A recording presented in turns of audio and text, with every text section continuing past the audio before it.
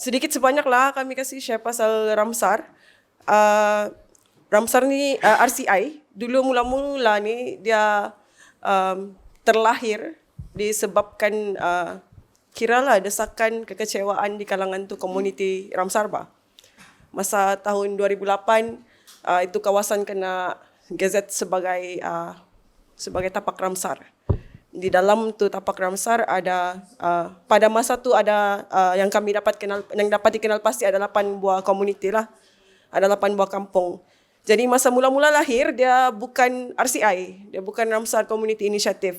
Kami panggil dia Ramsar Community Group of 8. Ada sebab ada 8 buah kampung.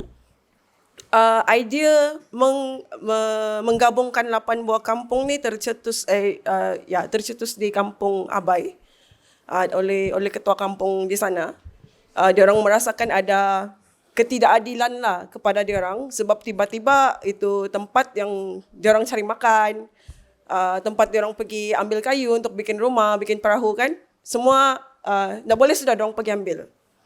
Diorang punya hak ke atas tempat kelahiran diorang sendiri pun terhad. Jadi di situlah wujud ni inisiatif ini gabungan 8 buah kampung. Dari tahun ke tahun kami mula lihat ada bukan cuma melibatkan di dalam tu kawasan dia ada banyak inisiatif bah. Dalam setiap kampung tu ada yang dia punya isu meliputi tanah adat, kawasan hutan simpan. Lepas tu tiada sumber mata pencarian alternatif. Jadi last bila kena transform jadi RCI, mulalah nampak di setiap kampung tu ada inisiatif-inisiatif yang berasaskan komuniti lah.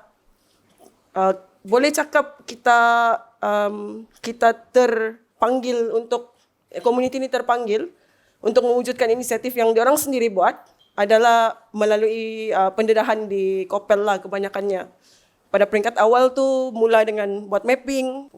Jadi ada 8 buah kampung.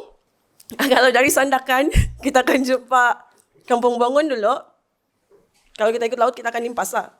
Lepas tu kita akan pergi Kampung Mumiang, bermalam di sana 1 malam. Dan kita pergi Pitas Laut. Ada Kampung Abai, Tundun Bawah Angin, Seriganda, Kampung Tidung sama Kampung Dagat.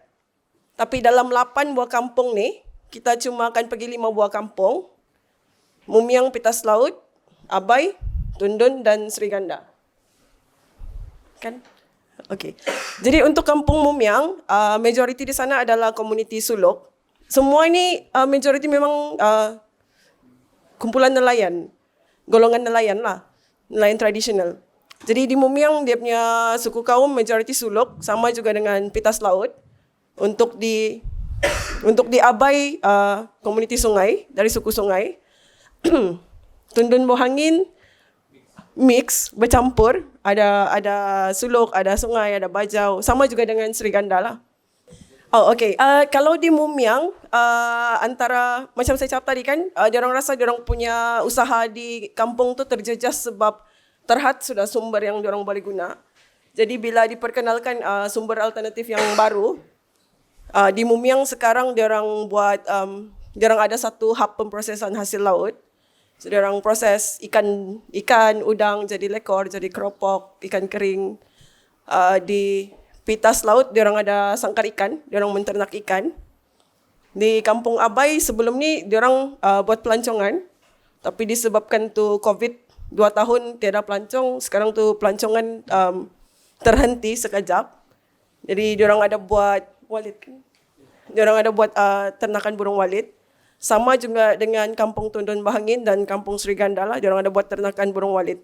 Specialnya di Seriganda, dia ada kumpulan wanita yang mengusahakan ternakan itik. So, nanti di sana kita akan buat beberapa aktiviti yang berkaitan dengan tu alternative livelihood di sana lah. Mumiang ada bekalan elektrik 24 jam, tapi bekalan air bersih dia bergantung sepenuhnya kepada air hujan. Air hujan dan air perigi lah. Pitas laut tidak bekalan elektrik dan tidak bekalan air bersih. Air perigi lah, ada air perigi dengan air hujan. Abai